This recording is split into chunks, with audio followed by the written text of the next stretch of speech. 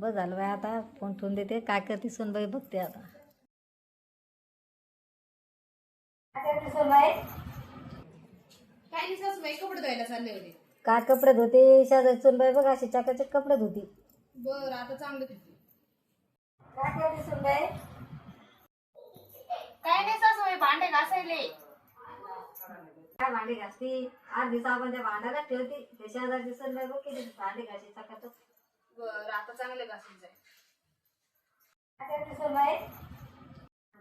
काय नाही सासूबाई, स्वयंपाक करायले. आज पटकन जेवायला, मला भूक लागली. बस सासूबाई, घ्या जेवून.